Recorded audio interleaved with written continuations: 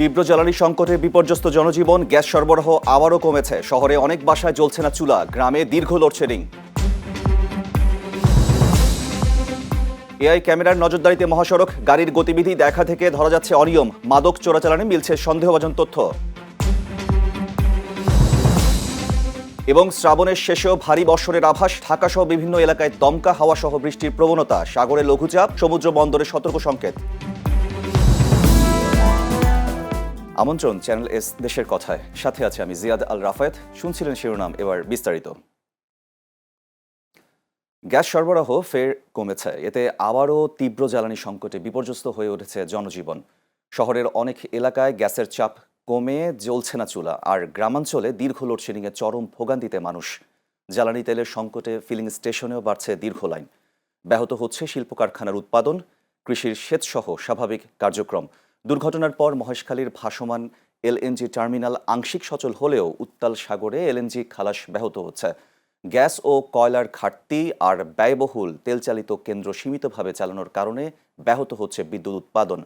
পরিস্থিতি স্বাভাবিক করতে এলএনজি সরবরাহ পুনরুদ্ধার, বিদ্যুৎ উৎপাদন বাড়ানো এবং জ্বালানি সরবরাহ নিশ্চিত করার উপরই এখন গুরুত্ব দিচ্ছে সংশ্লিষ্ট কর্তৃপক্ষ। ভাইয়া সকাল 6টা থেকে লাইনে দাঁড়ায় আছি। আমাদের 12 ঘন্টার গাড়ি, যদি আমরা 3 ঘন্টায় গ্যাস নিতে লাগে সময়। প্রতিটা গাড়ির প্রতিদিন জমা গ্যাস স্টেশনে 2000 টাকা খরচ আছে প্রতিটা গাড়ি। 4 ঘন্টা 5 ঘন্টা জায়গায় 60 টাকা 50 টাকার গ্যাস ঢুকে। ভাই বিদ্যুতের অবস্থা ভালো না। আমার গাড়ির চার্জ হতে লাগে হলে 8 ঘন্টা, তাও আমি ফুল চার্জ দিতে পারছি না গাড়ি। বিদ্যুতের সমস্যার জন্য গাড়ি চালানো মুশকিল হয়ে যাচ্ছে, তো চার্জই হচ্ছে না, সারা রাত কারেন্ট থাকতেছে না। আমরা তো বিদ্যুৎ বিল ঠিকই দিচ্ছি, বিদ্যুতের কারণে পানি পাচ্ছি না, বিদ্যুতের কারণে রান্না করতে পারছি না। কারেন্ট নাই, টিকিট বেচবো কিভাবে ভাই? কারেন্ট না থাকলে টিকিট বেচতে পারবো আমরা? বিদ্যুতের লোডশেডিং এর কারণে জীবনযাত্রা অসহনীয় পর্যায়ে পৌঁছে গেছে। তাই কারেন্ট না থাকার কারণে আমরা আর্থিক দিক দিয়ে ভালোই অসুবিধায় পড়েছি। দর্শক, রাজধানীর মগবাজার ফিলিং স্টেশন থেকে সবশেষ জানাচ্ছেন সহকর্মী আর কে রেজা।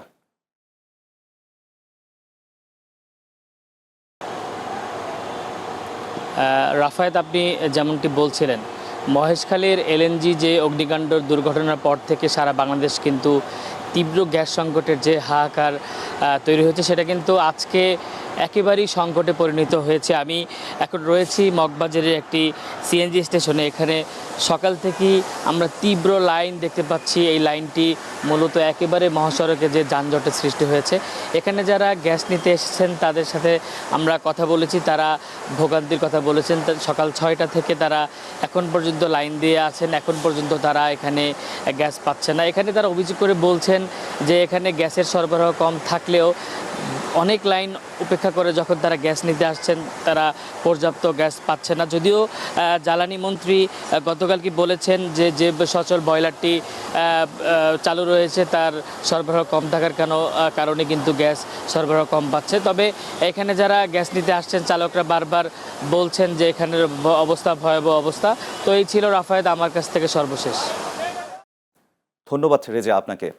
দর্শক, রাজশাহী থেকে সেখানকার লোডশেডিংয়ের সর্বশেষ অবস্থা জানাচ্ছেন সহকর্মী রাজু আহমেদ।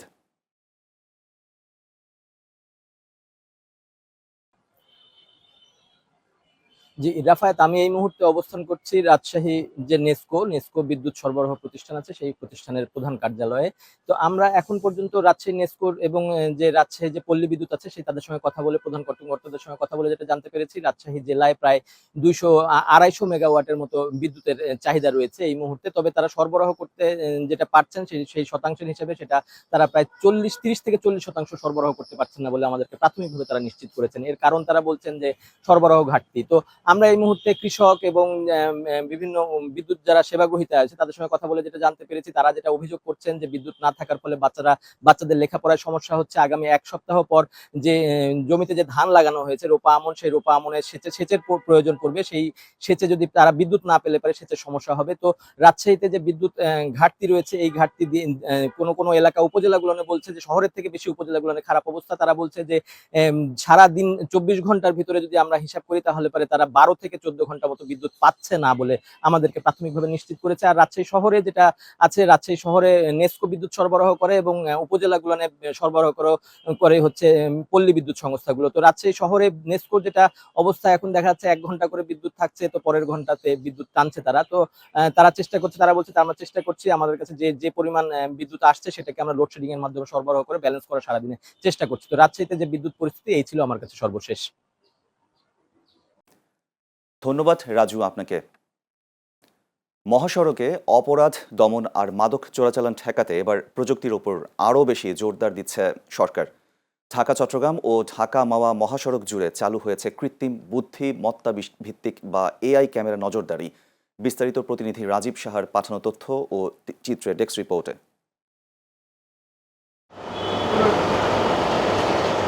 মহাসড়কে ছুটে চলা প্রতিটি যানবাহনের গতিবিধির উপর এখন নজর রাখছে কৃত্রিম বুদ্ধিমত্তা। আর কন্ট্রোল রুম থেকে সার্বক্ষণিক পর্যবেক্ষণ করা হচ্ছে পুরো মহাসড়কের পরিস্থিতি। অপরাধ দমন, মাদক চোরাচালান প্রতিরোধ এবং নিরাপদ সড়ক নিশ্চিত করতে ঢাকা চট্টগ্রাম এবং ঢাকা মাওয়া মহাসড়ক জুড়ে চালু হয়েছে অত্যাধুনিক এআই ক্যামেরা ও সিসিটিভি ভিত্তিক স্মার্ট নজরদারি ব্যবস্থা।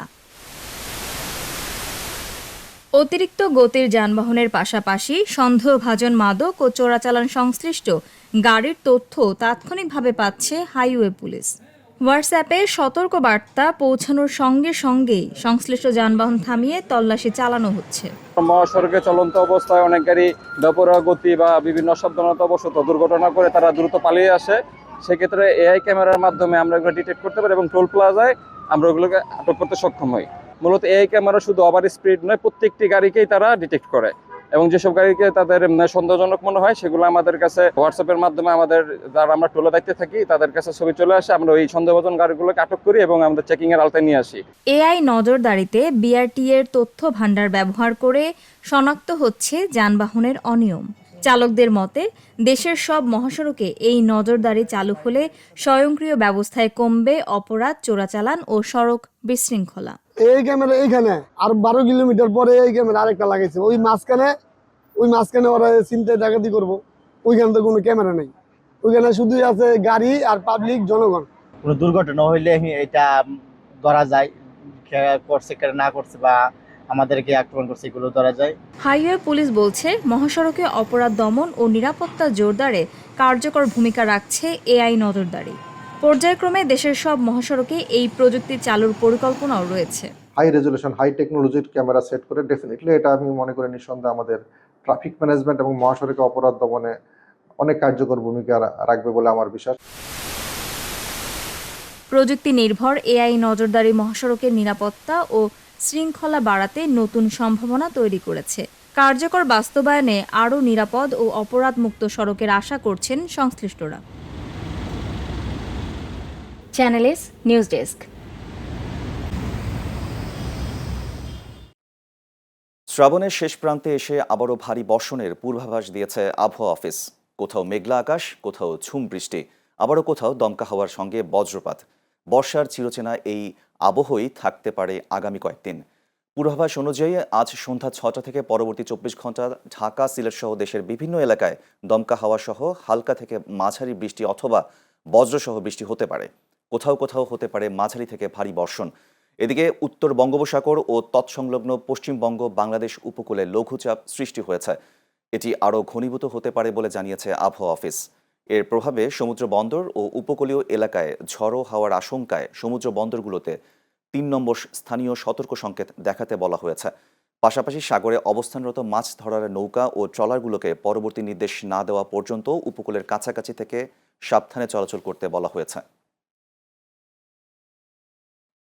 বাংলাদেশ ভ্রমণে উচ্চমাত্রার সতর্কতা জারি করেছে কানাডা সরকার।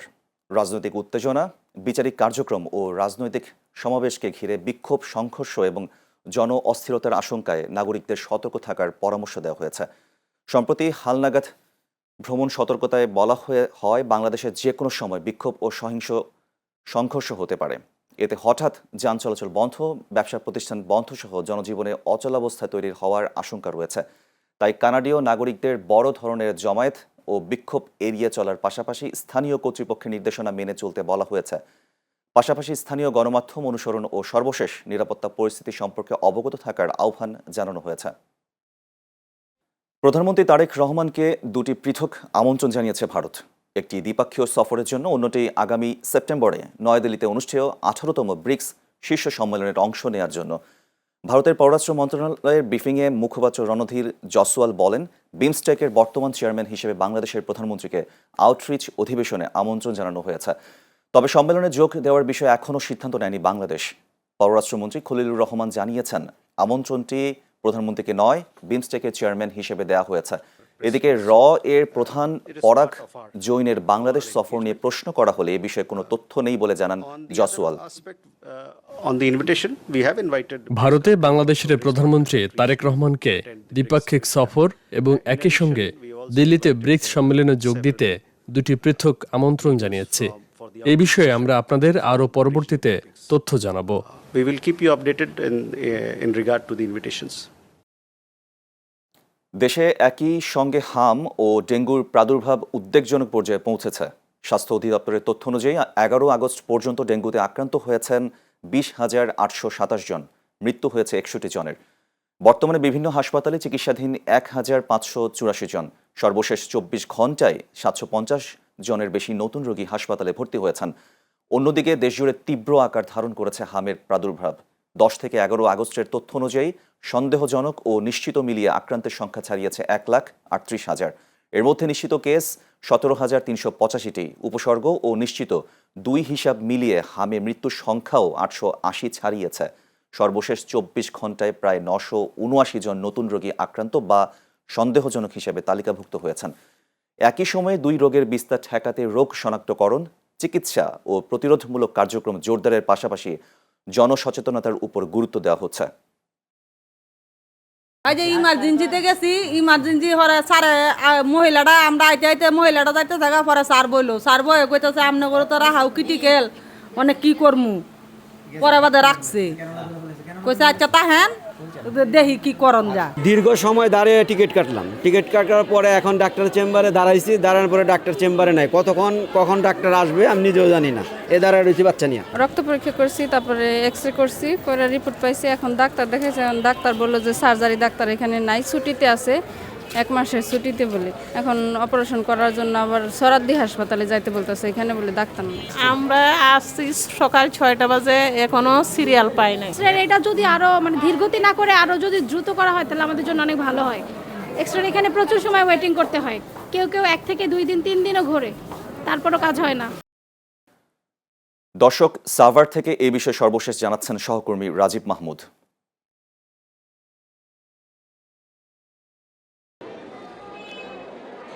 ধন্যবাদ রাফায়েত। আমি এখন রয়েছি সাভার উপজেলা স্বাস্থ্য কমপ্লেক্সে।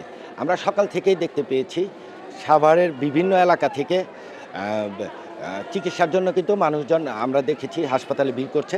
আপনাদের যদি একটু ক্যামেরার মাধ্যমে দেখাই, আমরা হাসপাতাল কর্তৃপক্ষের সাথে কথা বলেছি এবং হাসপাতাল আমরা ঘুরে দেখেছি। এখানে এখনও 12 জন ডেঙ্গু রোগী রয়েছে এবং হামের রোগী রয়েছে 7 জনের মতো। তো আমরা রোগীদের সাথে কথা বলেছি, তারা আমাদেরকে জানিয়েছেন এই দীর্ঘ সময় অপেক্ষার পর কিন্তু তারা ডাক্তারের দেখা পাচ্ছেন এবং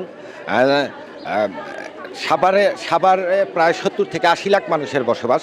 এই বিপুল সংখ্যক মানুষের চিকিৎসার জন্য কিন্তু সাভারে মাত্র 20 শয্যা বিশিষ্ট একটি হাসপাতাল রয়েছে, যেটা নাকি চিকিৎসা সেবা দিতে ডাক্তাররাও হিমশিম খাচ্ছে। ডাক্তাররা আমাদেরকে জানিয়েছেন লোকবল সংকট এবং সিট সংকটের কারণে বেশিরভাগ রোগী কিন্তু অন্যত্র হাসপাতালে চলে যায় এবং তারা আমাদেরকে জানিয়েছেন 50 শয্যা বিশিষ্ট হাসপাতাল কিন্তু এটা 20 শয্যার বদলে 50 শয্যায় উত্তীর্ণ হয়েছে, কিন্তু এটা যখন কার্যকর হবে তখন কিন্তু এই সমস্যার সমাধান হবে বলে তারা আমাদেরকে জানিয়েছেন। এই ছিল আমার কাছে সাভার থেকে হাম এবং ডেঙ্গুর সর্বশেষ। রাফায়েত। ধন্যবাদ রাজীব আপনাকে। বর্ষায় সাভারের আশুলিয়ার শিমুলিয়া বাজারে বেড়েছে নৌকা তৈরির তোড়জোড়। নিম্নাঞ্চলের মানুষের চলাচলের একমাত্র ভরসা এই নৌকা যোগাতে দিনরাত ব্যস্ত সময় পার করছেন কারিগররা। প্রতিনিধি আমিনুল ইসলামের পাঠানো তথ্য ও ছবিতে দেখুন ডেস্ক রিপোর্ট। আষাঢ়ের ঝিরঝির বৃষ্টি আর নদ নদীর পানি বৃদ্ধিতে বর্ষা কবলিত এলাকার মানুষের প্রধান বাহন এখন নৌকা। যাতায়াত, মাছ ধরা কিংবা গবাদি পশুর ঘাস কাটার কাজে প্রতিনিয়ত বাড়ছে এর চাহিদা। তাই আশুলিয়ার শিমুলিয়া বাজারে এখন হাতুড়ি বাটারের ঠুকঠুকানিতে মুখর চারপাশ। দূর দূরান্ত থেকে পাইকার ও ক্রেতারা ভিড় জমাচ্ছেন এই হাটে। চুক্তিভিত্তিক কাজে নৌকা প্রতি ৫০০ থেকে ৬০০ টাকা মজুরি পান কারিগররা, যা দিয়ে তাদের পরিবার স্বাচ্ছন্দ্যে চলতে পারে। আমার এলাকায় এমনকি বর্ষাকাল নৌকা নাগে, নৌকাতে এমন গাছ কারণ নাগে, স্কুলে যাই পেলা পান, বাড়িতে যাই আহি বাজার ঘাট করণ নাগে, আমার নৌকা নাগে, একটা নৌকা নিয়ে গেছেন। বর্ষার মৌসুম, এখন নৌকার চাহিদা বেশি।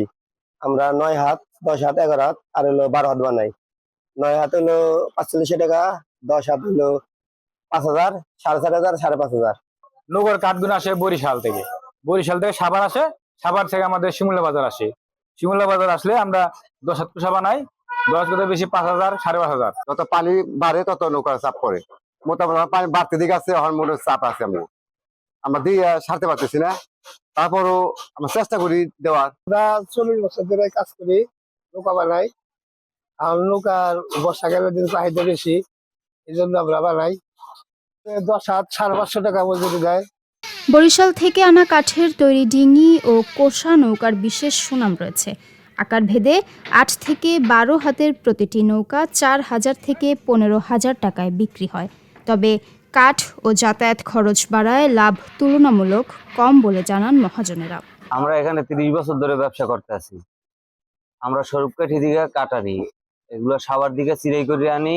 আর এখানে মিস্ত্রিরা খুব ভালো মানের কোষা বানায়, তাদেরকে আমরা 600, 700, 900, 1200 করে মজুরি দিই কোষাপতি।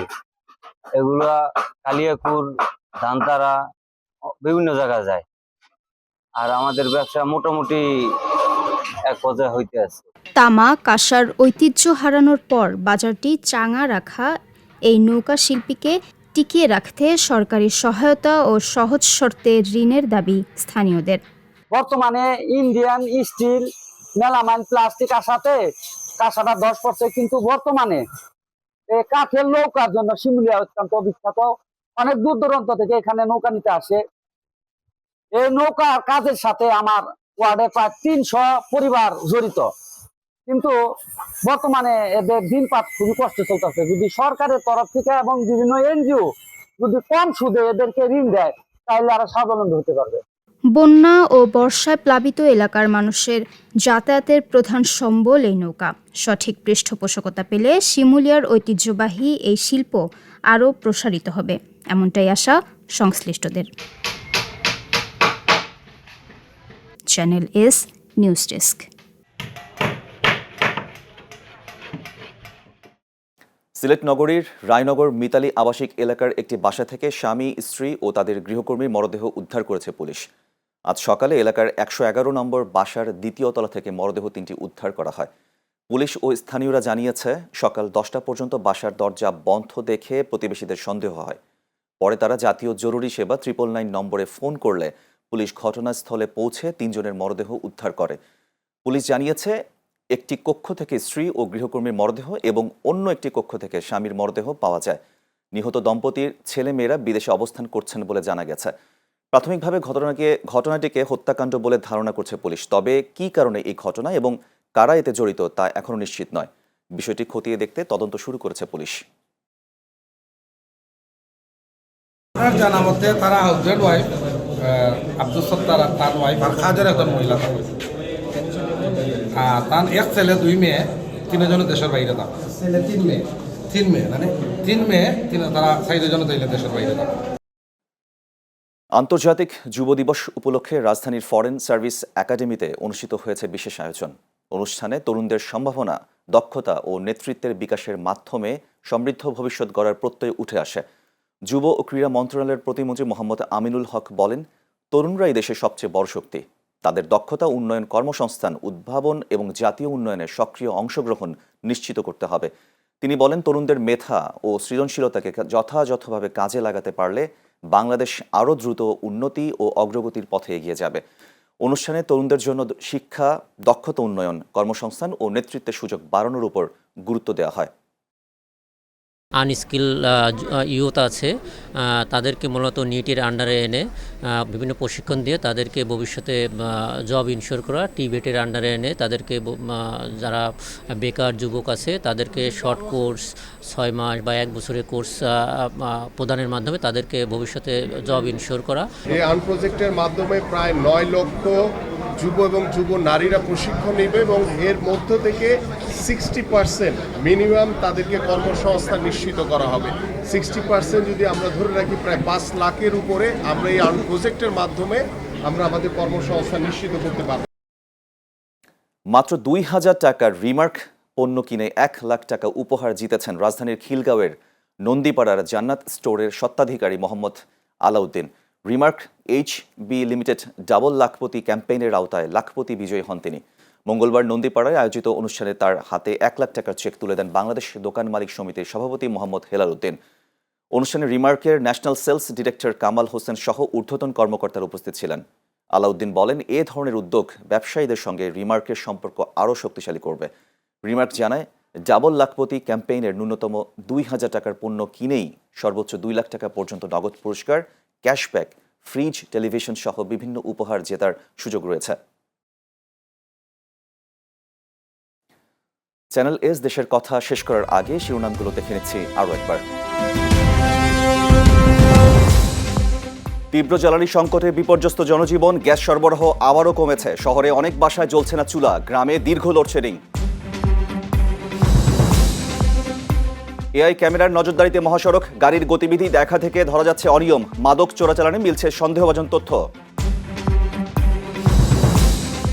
শ্রাবণের শেষেও ভারী বর্ষণের আভাস, ঢাকাসহ বিভিন্ন এলাকায় দমকা হাওয়া সহ বৃষ্টির প্রবণতা। সাগরে লঘুচাপ, সমুদ্র বন্দরে সতর্ক সংকেত।